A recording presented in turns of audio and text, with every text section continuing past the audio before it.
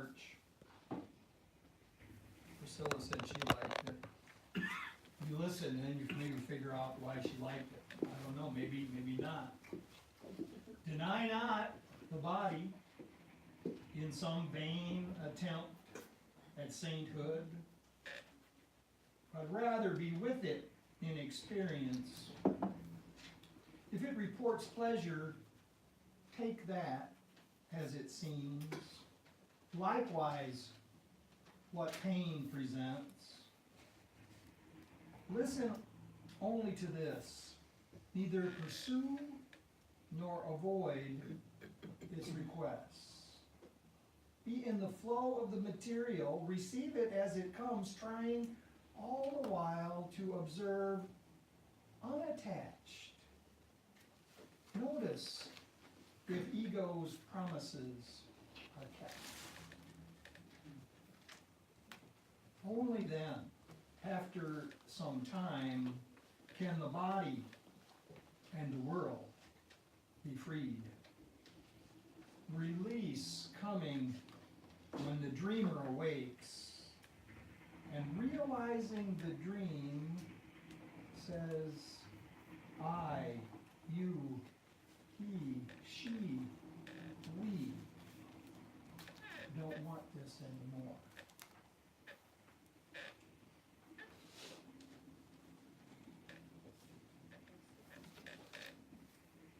So we're going to deconstruct it. This is what we're doing.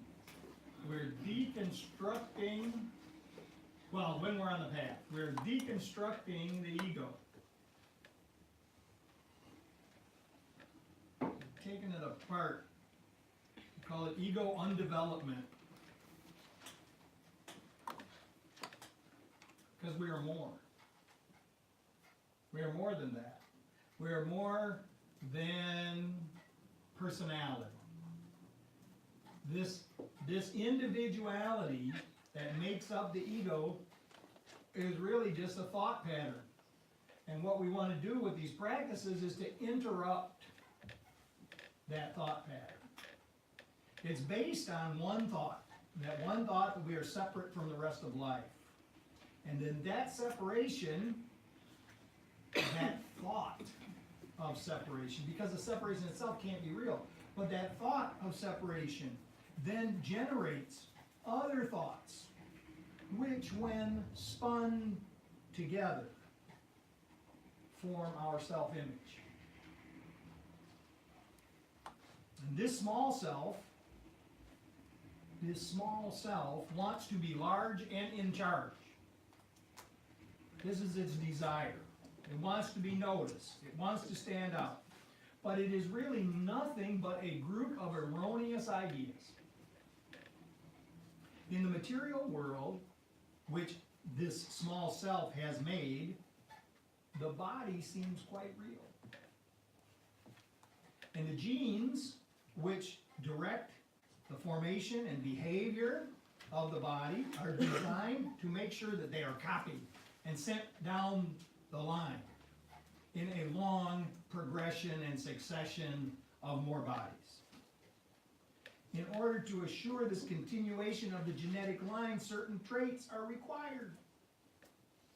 In other words, we've evolved to continue the species, and then this evolution has encouraged the very beliefs, thoughts, feelings, and actions that make up our character. In reality, in the reality of spirit, neither the small self, or the body, or the genes even exist. We are so much more than that. It should say in Genesis, and God was a spirit that moved on the face of the waters. And then later on he says, let us make them in our image. So we are made in the image of spirit. We are spirit. We are created as spirit. We make the body. We make the body and we make what the body does. And so it's in order, if we want to go on this spiritual path, and remember the poem was talking about, it doesn't do any good to deny the experience of the body. This experience is very real to us in the midst of it. So to just say, trying to have some high-minded spiritual idea that we're not having that experience is not helpful. It's just another way to spin the experience. So stuck in the world of things, which is, where our consciousness is right now, stuck in the world of things, pursuing more stuff, interested only in getting and holding things, or approval and affection, or people to do things for us that we should be doing for ourselves. This is the condition of the small self. This is like the baseline. This is where we start. And many times we go years without even any real awareness that that's where we're stuck. And what we do to cope with life is we complain about others.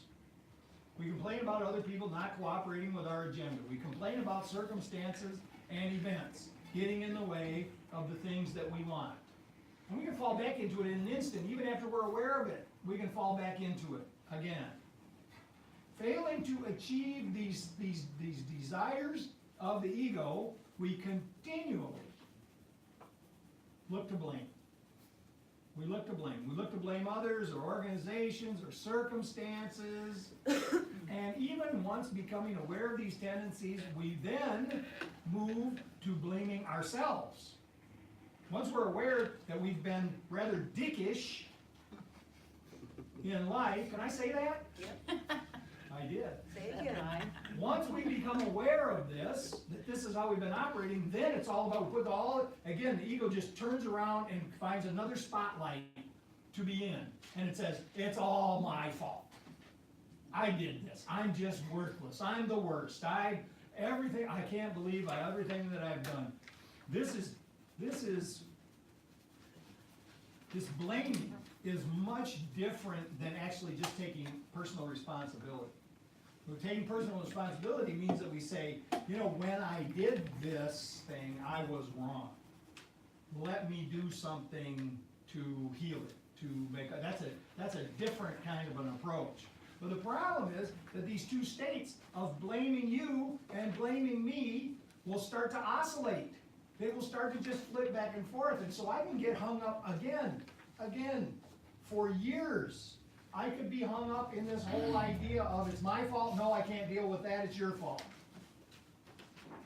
And just keep, and what this does is it keeps our attention focused on something that isn't even real. And this is what we're trying to get out of by doing this spiritual practice. So when we actually make a decision that we want to change it, that we want to stop being so wrapped up in this small self that does nothing but cause suffering for us and appears to cause suffering for others. When we finally make a decision that we want to escape, it might be that crucifixion experience that we go through that people in recovery call a bottom, and we say, that's enough. I can't do it anymore. I need help. I can't do this by myself. I need some help. Let me get out of it. And then we start to become inspired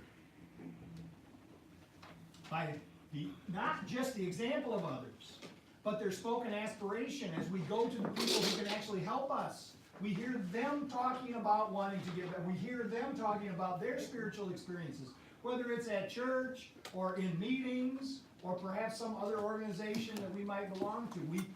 It inspires us to see and to hear about this journey out of this prison of self-centeredness. Then we begin to experience and show patience with ourselves and others. We have to, because when we start to associate closely with others, sometimes they don't act right. And so we have to learn some patience. We learn a little bit of patience. When we get some patience, when I can be patient with you, I can be patient with me. And this ability begins to grow. After a while, with some perseverance, which is what is called for, to stick to it, right? Stick to it. Just for today, let me do the things that need to be done by me to move forward on this path. A little bit of wisdom starts to develop. And with this wisdom, there's no wisdom without humility, because we cannot be wise if we do not know who we are.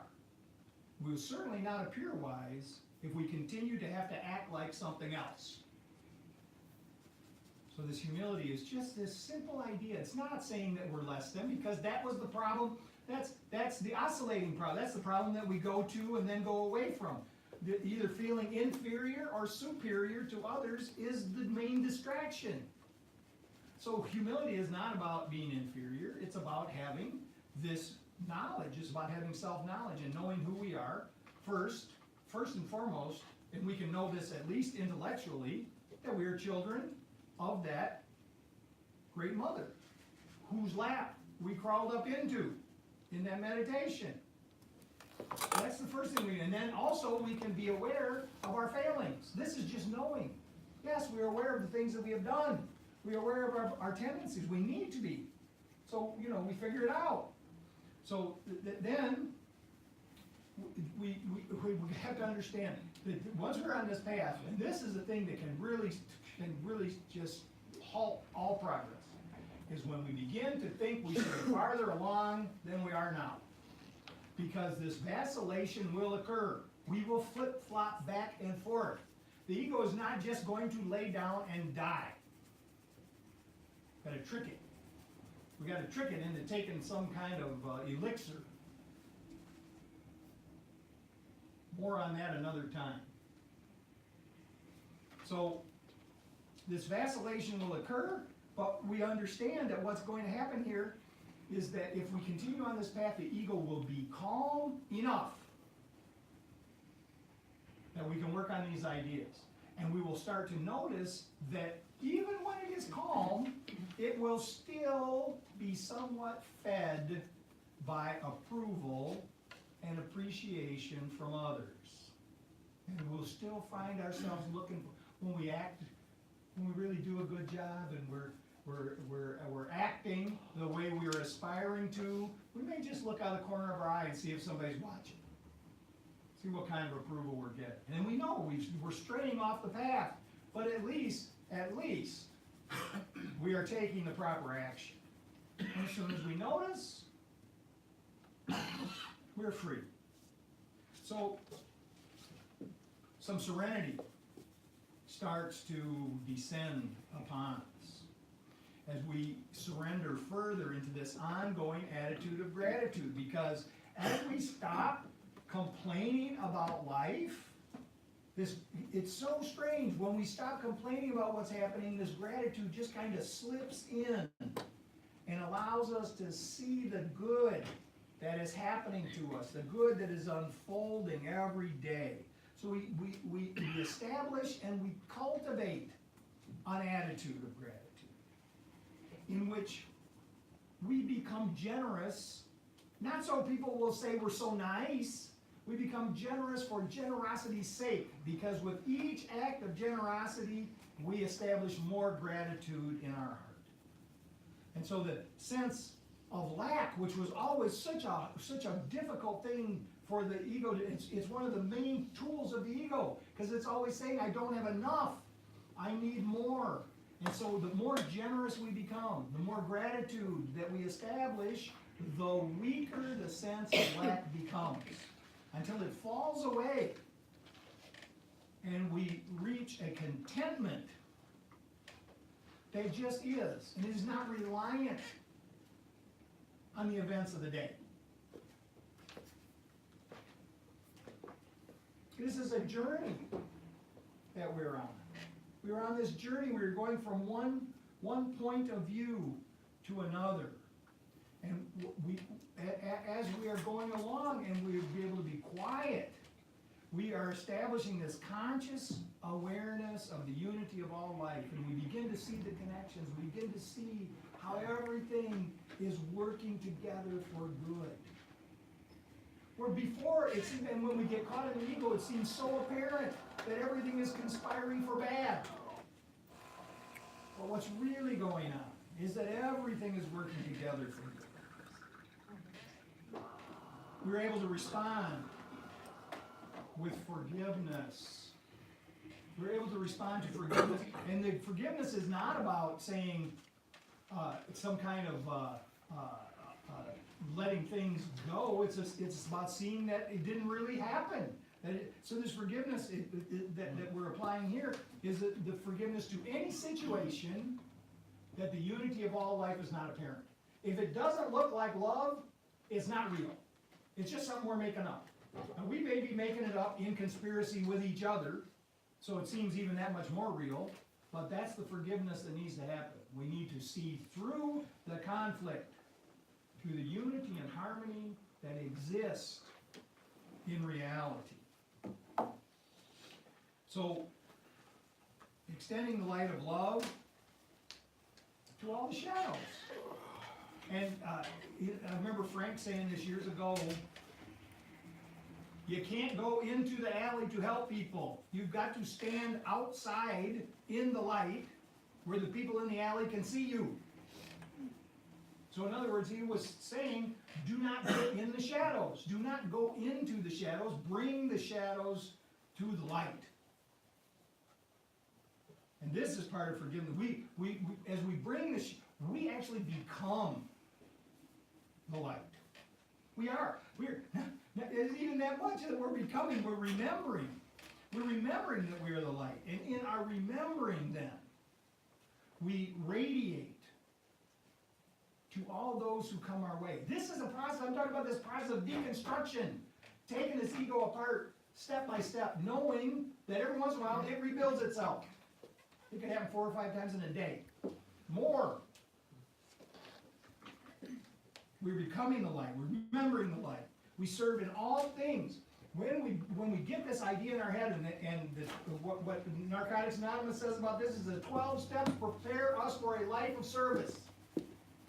When we begin to live a life of service, what happens is we are continually served. It's automatic. As we give love, we are loved. It's not even that one follows the other. It is simultaneously. So we serve in all things and we are served. We forgive and we are forgiven. This purity of purpose, this idea of saying, this is what I want to do, this is what I want to do to feel fulfilled, is I want to be helpful. I want to give help wherever I can. Knowing that as soon as I begin to give help, all the little troubles that I thought that I was having will fade away into nothingness. This is the secret. And this is what they found out so many years ago, that when we help, we are helped.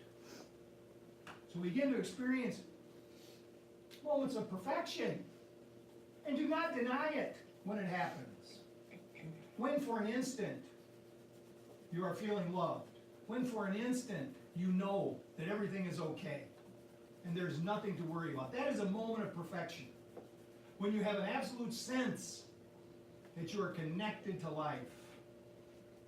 This is a moment of perfection. And on this path, this is what I'm saying, is that these moments may extend for longer and longer periods. And yes, we are going to become saintly. I know that nobody wants to tell you this because you can't believe it. But we are going to become saintly. But any basking in that designation will lead us back to our previous ego states.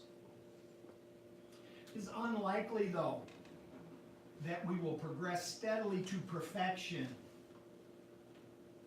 without oscillating back and forth. Indeed.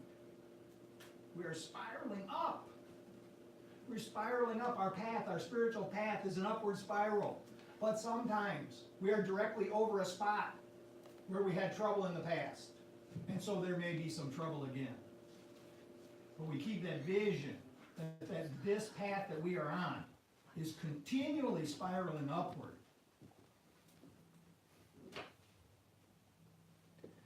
Even though there are times when we seem to go back down. It's not happening. And on this path here, Bruce's got some things to say about what we do when we're on this path. Whatever lifts the corners of your mouth, trust me. Where there's a smile, there's love.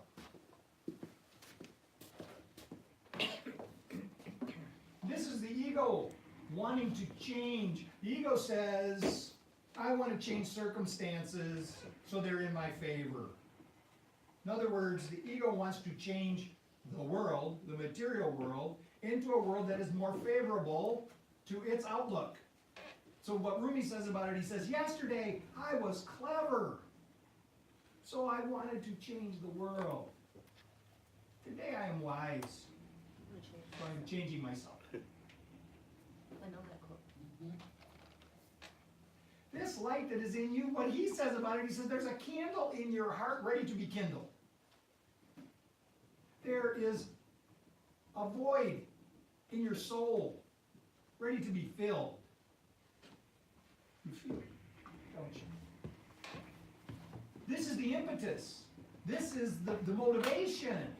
Because we are just, even when things are going well, when we are in the ego state, nothing feels quite right. It's not quite right.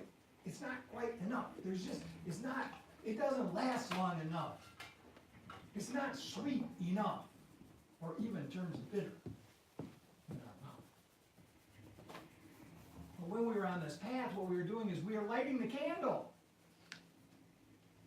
We're filling the void. Now, it's our road. It's our road, and each and every one of us has a task. While, as long as we are separated and see ourselves as individuals, we need to understand that we do have an individual path. But the individual path is leading us back to oneness. But it's our road, and here's what Rumi says. He says it's your road and yours alone. Others may walk it with you, but nobody can walk it for you. So what do we say in NA? We carry the message to the addict, but we can't carry the addict. This is what he is saying. Each of us has to do the work ourselves.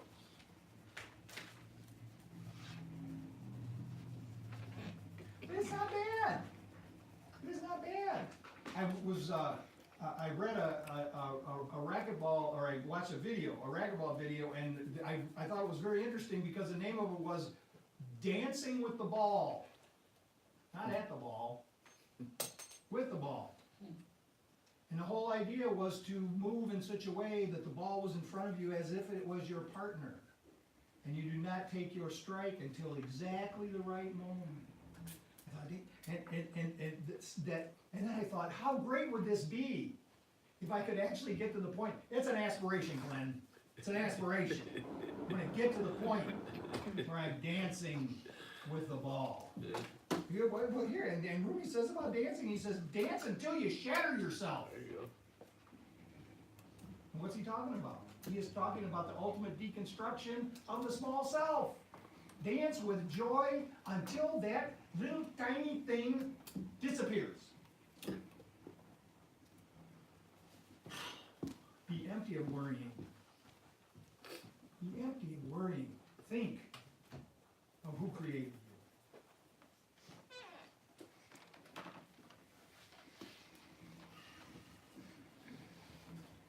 So what do we do?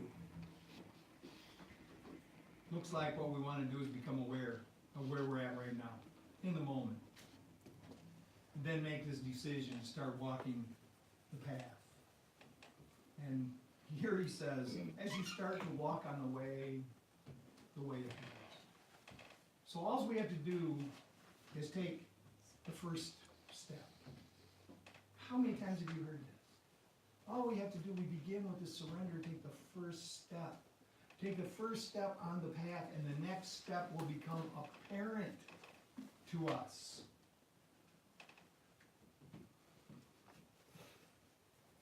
Right now, we are an empty page, untouched by words, ready to be written on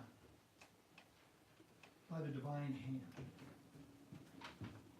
There's a wealth. There is a wealth right now within you. It is your essence.